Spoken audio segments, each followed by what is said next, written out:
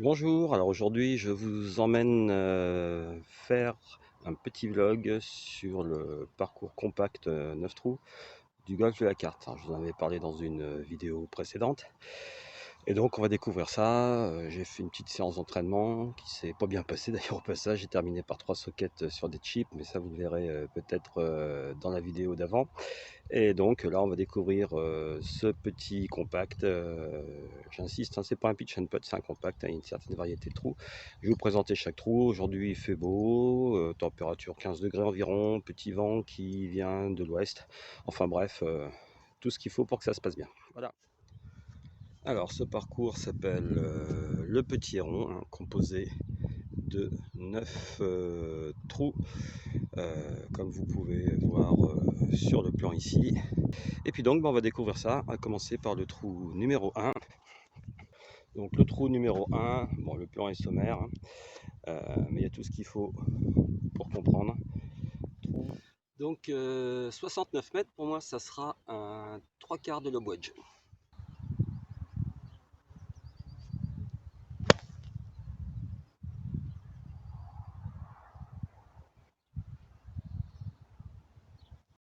Bon, eh bien on commence avec un premier coup parfait. Alors on démarre sur des tapis, donc c'est pour ça que c'est pas un parcours que je fais très souvent, parce que autant c'est bien pour apprendre à doser les wedges, autant pour le contact, malheureusement un tapis ça ne vaut pas l'herbe. Et évidemment pour ne pas abîmer, on ne fait pas de départ en dehors des tapis. Donc ici ma balle finit à quelques mètres du trou, on va voir ça tout de suite. Voilà, on arrive aux abords du trou numéro 1 avec une première balle qui est environ à 3 mètres, 3 mètres 50. Alors, à noter que ma balle avait fait un pitch à 1 mètre 20 du trou, mais elle est revenue 2 mètres 50 en arrière. Bon, les greens ont été bien arrosés et donc ils sont très réceptifs, trop d'ailleurs, mais bon, on va faire avec, hein.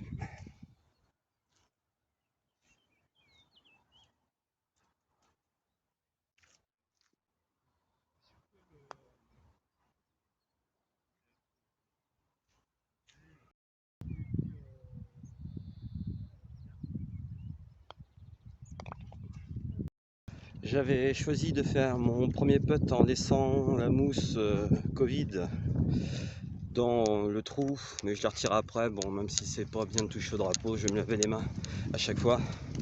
Mais honnêtement, comme les greens ont été arrosés, les bogeys sont pleins d'eau et la mousse flotte, donc elle dépasse carrément du niveau du bogey. Bon, je suis pas là pour le score, hein, je suis juste là pour vous présenter le parcours, mais malgré tout, avoir un certain plaisir à jouer, c'est quand même important aussi. On arrive donc au trou numéro 2, toujours un par 3. Je vous le signalerai pas, mais en général c'est tous des par 3 à part un trou qui est considéré en par 4, 110 mètres. Le vent vient de la gauche. C'est un trou avec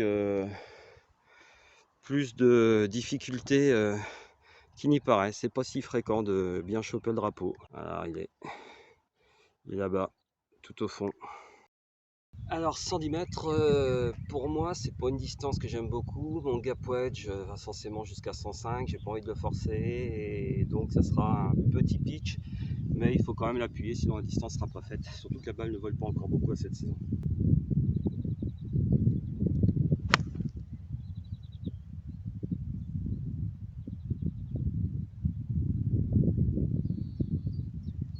Alors je l'ai pas appuyée suffisamment, elle est tombée je crois tout début de green et j'ai l'impression qu'elle est revenue légèrement en arrière, elle doit être légèrement en dehors du green. Alors si on regarde le vent, il vient de la gauche et aussi légèrement défavorable. Ça peut expliquer pourquoi il manquait peut-être 5 mètres pour être jusqu'au mât, parce que j'avais l'impression de l'avoir dosé correctement et de l'avoir touché relativement correctement. On va voir le pitch. Ah, effectivement, je vois ma balle. Elle est très légèrement en dehors du green. Donc soit il faudra la péter, soit la chipper, on va voir ça. Donc ce parcours est installé juste à côté du practice. Donc on peut y accéder très facilement. c'est l'occasion pour les joueurs débutants ou même un peu plus expérimentés de s'entraîner. Donc là on voit ma balle, on va essayer de trouver le pitch. Ah, j'ai un pitch 50 cm avant, donc effectivement j'étais bien court malgré tout de 7-8 mètres. Donc on voit le vent qui vient, qui est pas anodin, qui vient légèrement vers nous. Ouais, je pense que j'aurais été court quand même de 3-4 mètres, mais bon, 3-4 mètres à 110 mètres, je prends tous les jours.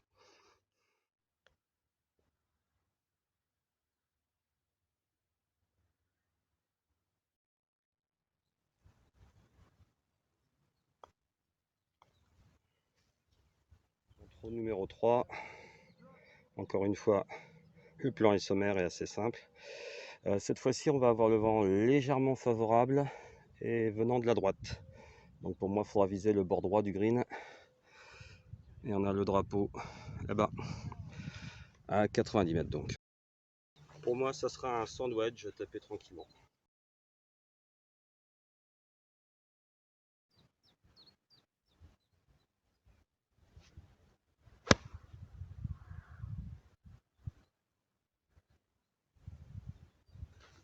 Alors les greens sont vraiment très humides, la balle est tombée sur les greens, sûrement un tout petit peu courte et vous verrez, elle est dans son plug. Alors vu que le compact, comme l'ensemble du parcours est relativement exposé au vent, ça peut être aussi un bon endroit pour travailler les coups dans des conditions venteuses, donc par exemple les balles basses, ainsi de suite. Maintenant petit bémol, comme on est sur tapis et que pour ce genre de coup le contact est quand même aussi très important, donc c'est limité, mais bon, encore une fois, ça existe, ça a le mérite d'exister, c'est pas si facile et on joue à peu près tous les clubs. Moi pour ma part je vais jusqu'au fer 5, hein. Je pense qu'aujourd'hui je vais taper jusqu'au fer 5, donc il y a de quoi s'occuper. On arrive en direction du green du 3, un green relativement plat. Donc ces derniers temps on manque d'eau, donc les greens ont été arrosés fortement. Et sur...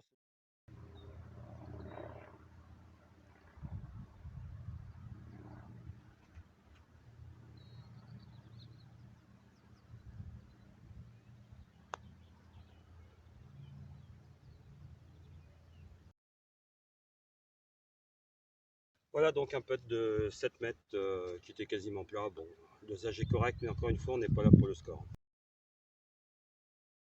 Alors moi qui adore parler stratégie sur ce genre de parcours, c'est assez limité, sauf vraiment quand il y a beaucoup de vent. Donc c'est pour ça que je vous donne pas trop les lignes de putt ou les choses de genre là. Encore une fois, c'est plus pour vous faire découvrir ce parcours et puis profiter d'une belle journée. Donc on continue, on va passer maintenant au trou numéro 4, le green du trou numéro 3, et on va vers le départ du trou numéro 4. Donc les trous 2, 3 et 4, vous pouvez vous reporter au plan que vous avez pu voir en début de vidéo, sont parallèles. Donc là à nouveau, je vais avoir le vent légèrement contre, et puis venant cette fois-ci de la gauche. Donc pour moi ça sera sûrement un gap wedge pour faire les 95 mètres. Parce que souvent là on est un peu surpris comme sur le trou numéro 2. Ça m'arrive souvent d'être un peu court en jouant la bonne canne. Donc là donc je constate que le vent vient bien de la gauche. J'ai l'impression qu'il a un peu tourné et qu'il serait presque favorable maintenant. Bon, je vais taper un gap wedge.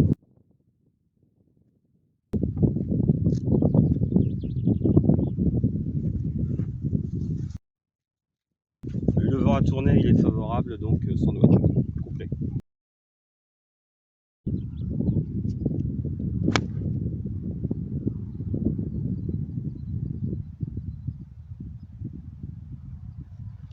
Celle-là à la hauteur du main, un tout petit peu à droite, mais c'est très bien. Un petit peu de tactique ou de stratégie ou de façon de jouer, hein, comme vous préférez. Là le vent a tourné, il vient toujours de la gauche, mais il était plutôt favorable, donc j'ai pris mon sandwich avec lequel je suis censé faire, on va dire avec 10 degrés de plus, la distance voulue, c'est-à-dire 95 mètres. Et là donc comme il y avait un vent légèrement favorable, hein, c'est un vent de 10-15 km/h, bon ça devrait me faire la distance, effectivement je la vois, elle est à hauteur. Il faut savoir qu'avec mes wedges, J'ai beaucoup de mal à faire, comme on peut voir à la télé, des coups de wedge relativement bas. Je suis toujours assez surpris quand je vois les coups de wedge, hein, je parle pas des pleins coups de fer quand ils veulent les mettre au ciel, mais les coups de wedge qui sont quand même relativement bas, de façon à ne pas trop prendre le vent. Moi j'ai beaucoup de mal, dès que j'accélère un petit peu mes wedges, tout de suite ils montent beaucoup plus, et donc ils prennent beaucoup plus le vent, donc il faut que j'en tienne compte. Ou alors il faut que je tape même pas des trois quarts, mais des demi-coups, et j'avoue que je maîtrise pas encore suffisamment. La balle qui est à hauteur du trou, à peu près à 3 mètres, on voit son pitch. Voilà.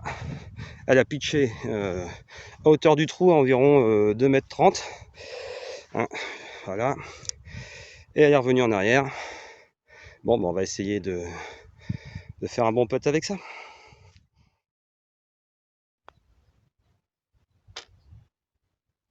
C'était un peu fort quand même. Ça descend légèrement et ça roule pas si mal. Un peu trop attaqué. Le vent légèrement dans le dos, ça joue toujours. Ça roule pas si mal. Ce green là était beaucoup plus sec, c'est pour ça que j'ai parti Ralma. Le bogey n'était pas noyé dans l'eau. Et donc je tape le mât et ressort. Peut-être que s'il n'y avait pas eu la mousse, elle serait restée, mais bon, en tout cas c'était un petit peu fort de toute façon. Ça fait le par. Alors on arrive un petit peu sur le trou signature. C'est le trou numéro 5, donc par 3. Le trou le plus court de ce compact, vu qu'il mesure seulement 50 mètres. Et là aujourd'hui, je vais prendre la distance, mais il doit même plutôt être à 45, vu qu'on a le drapeau en toute entrée de green. En toute entrée de green, il faut savoir qu'il y a deux plateaux, pas très marqués, mais deux plateaux tout de même. C'est un green qui doit faire allez, 5 mètres de large à l'endroit où il y a le drapeau là. Et donc avec un bunker qui entoure toute la partie avant, gauche et droite du green. Là le vent ne va pas trop jouer, mais c'est un coup assez subtil à jouer. Pour moi ça va être un lob wedge joué avec assez peu de poignées, presque un grand chip. Donc pour faire à la balle une quarantaine de mètres, donc sauter le bunker de 5 mètres on va dire.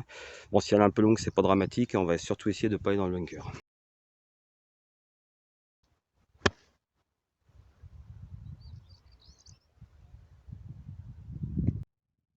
Bon, le tapis est bien parce que sur elle n'aurait pas été aussi bien. Elle est partie pile dans l'axe du mât, elle a dû taper 2 mètres derrière.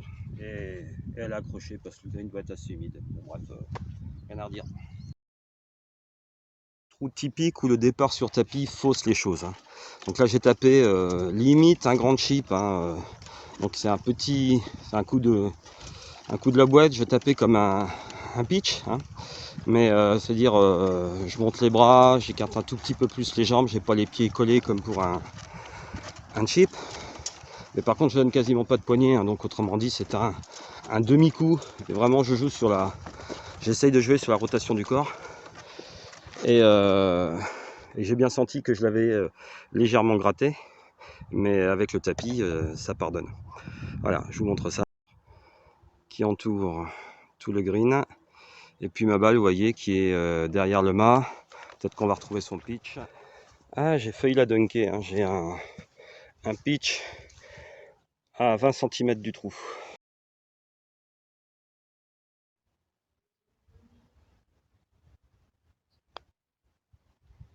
Jamais. À une distance en ligne droite de par 3. Mais il est considéré comme par 4. Et il a été mis un filet que je vais vous remontrer. Voilà, donc il y a 2 pièces d'eau qui sont à sec en ce moment. Devant, à droite du green. Et il a été mis un filet de protection pour qu'on évite de couper. Voilà, le filet est ici. Néanmoins, moi je vais essayer de le taper direct parce que il n'y a pas grand monde aujourd'hui, donc ça risque pas grand chose. C'est un par 4 si on passe par la gauche. Alors par exemple on peut taper, moi je taperai à la limite à un pitching wedge et puis un petit coup de wedge derrière pour voir ce qu'il y a. Donc les premiers arbres que vous voyez à droite marquent le début de la pièce d'eau. Dedans, bon, le lail est très mauvais, c'est une zone à pénalité donc. Hein. Et puis il y a un petit couloir, on va dire, entre les deux de 3-4 mètres de large. Et il y a une deuxième zone derrière qui colle le green. Et puis donc là, vous allez mieux voir.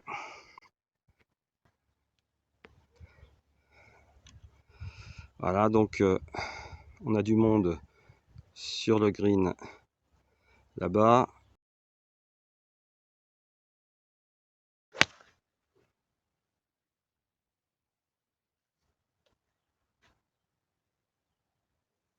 Bon, une balle que j'ai poussée très légèrement à gauche directement, c'est pas le contact du siècle, ce qui fait qu'elle est un peu plus courte que prévu, elle doit être juste entrée de green sur la gauche. Le tapis a un peu aidé parce que c'était pas un contact très solide. Mais le tapis pardonne, ce qui fait que j'ai senti que j'avais dû très légèrement la gratter. Je suis revenu un petit peu par-dessus.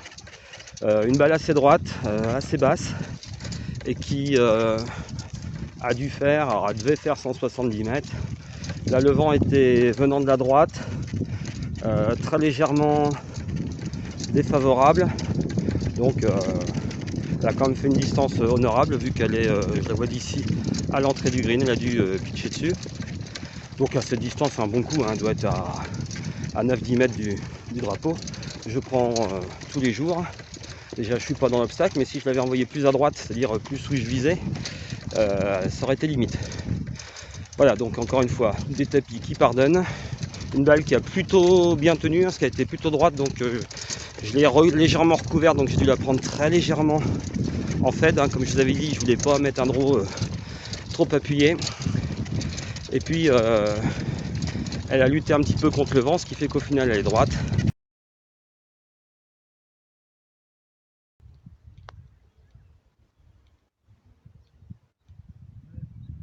Un premier putt très mauvais, 1,50 m court alors que j'avais 8 ou 9 mètres. Ça montait plus que je ne le pensais.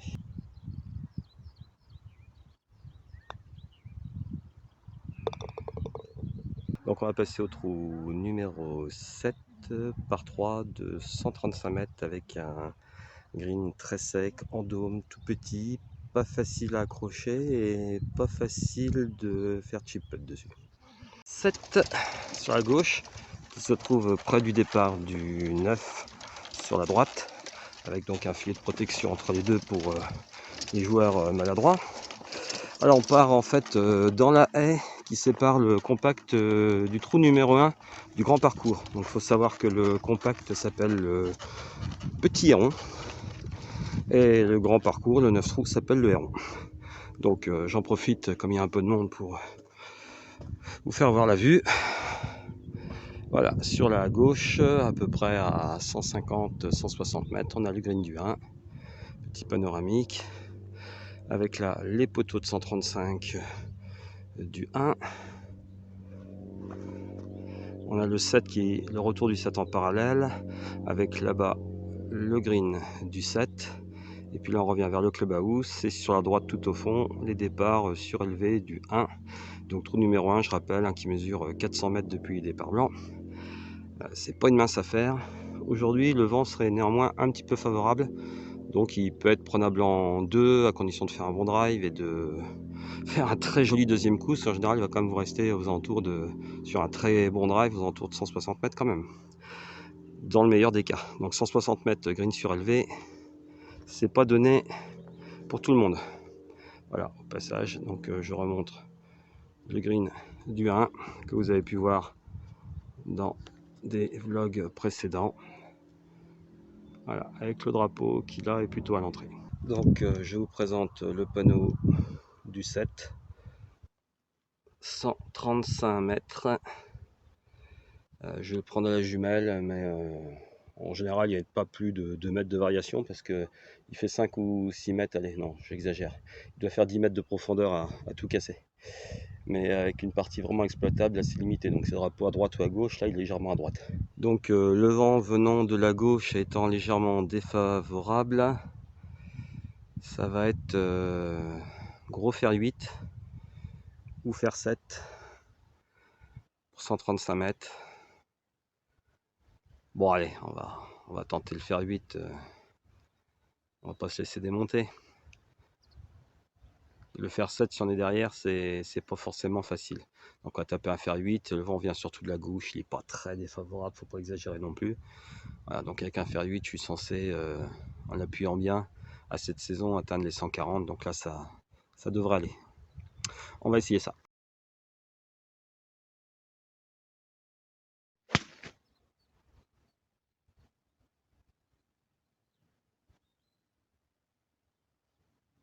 Un fer 8 tapé très correctement, un tout petit peu court, comme on pouvait le craindre.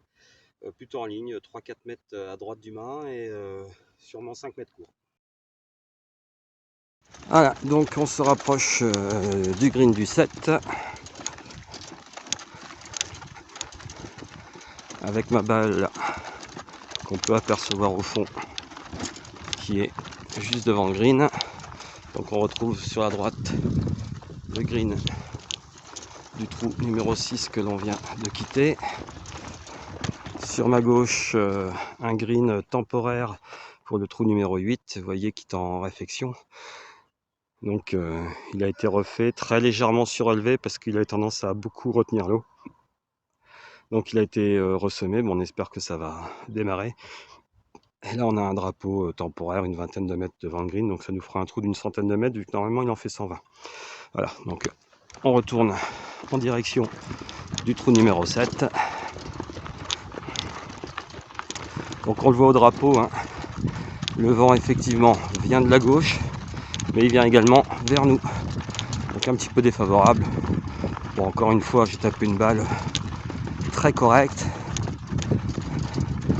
Ma distance au fer 8 à la belle saison, c'est 145 mètres, on va dire. Mais plutôt 140 à cette saison.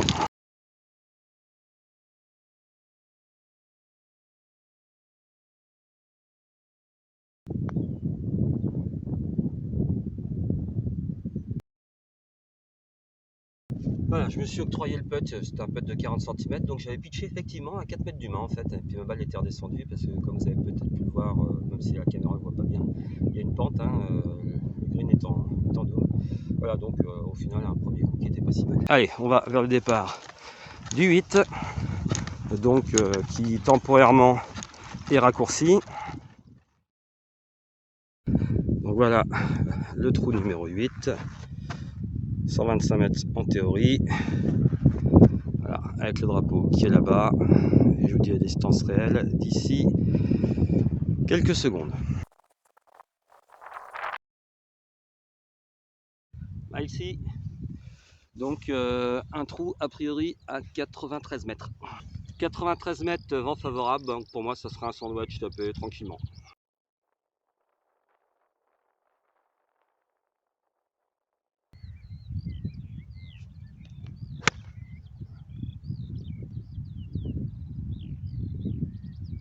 Je vais essayer de la chipper puis pour la dunker, hein, on va dire pour.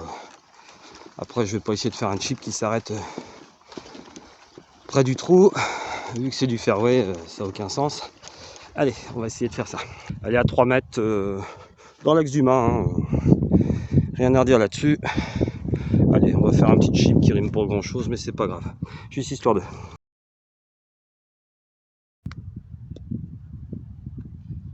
Ok. Donc un trou de 107 mètres. C'est le trou sur lequel je me suis entraîné tout à l'heure pour des chips à une distance de 30 mètres.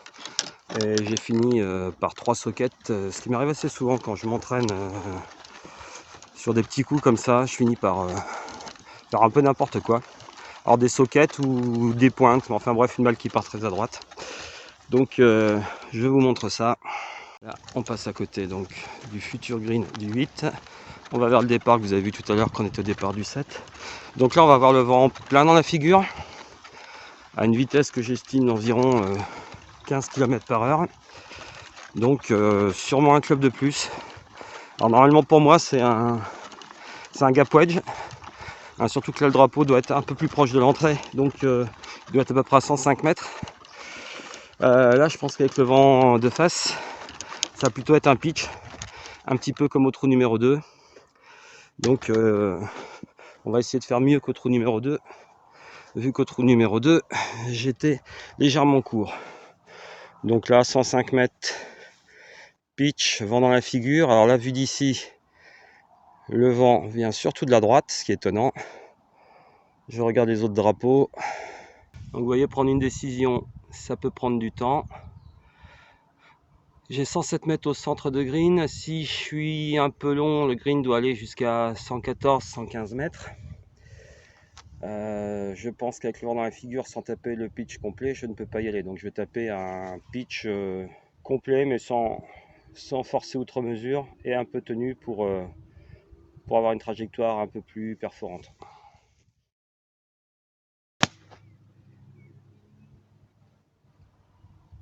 J'avais visé la partie droite du green, vu qu'on voyait le drapeau qui partait vers la gauche. La balle n'a pas bougé. Je pense que j'ai dû tomber à hauteur du mât avec un contact moyen, donc effectivement j'aurais été sur mon fond de green avec un bon contact. Mais ça aussi, ça fait partie des choses à savoir. Quand on a mon niveau, c'est-à-dire très moyen, on tape assez peu de coups parfaits. Donc on s'attend plutôt à faire un coup moins long que voulu. Et là c'est ce qui s'est passé, parce que ma balle a dû taper en trait de green et elle a dû ressortir avec le backspin.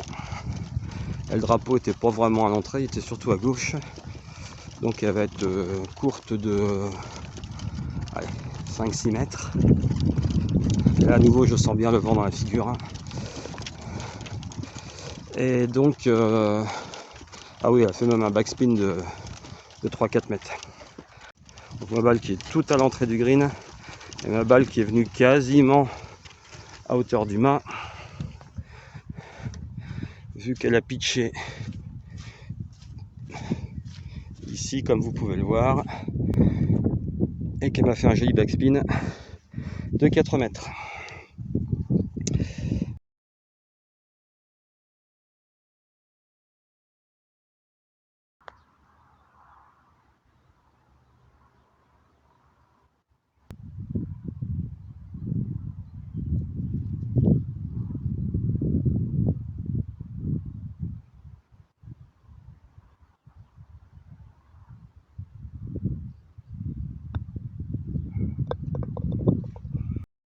C'est un compact qui est accessible à tous, même les débutants.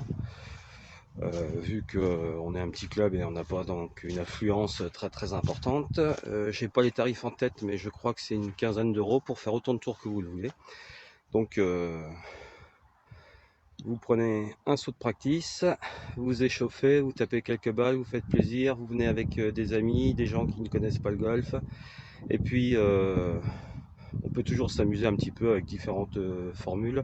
Évidemment choisir un horaire où le compact n'est pas trop encombré, et vous pouvez passer un après-midi agréable au soleil comme aujourd'hui sur un petit parcours qui mérite d'être connu. Voilà.